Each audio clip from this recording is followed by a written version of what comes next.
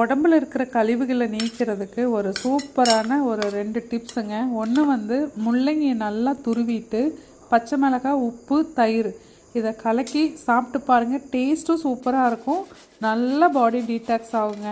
அடுத்தது பார்த்திங்கன்னா இந்த நூக்களை தோலை நீக்கிட்டு நல்லா துருவிட்டு அதுலேயும் நீங்கள் பச்சை மிளகாய் துருவி வேணாலும் போடலாம், இல்லைன்னா பெப்பரும் சால்ட்டு மட்டும் போடலாம்.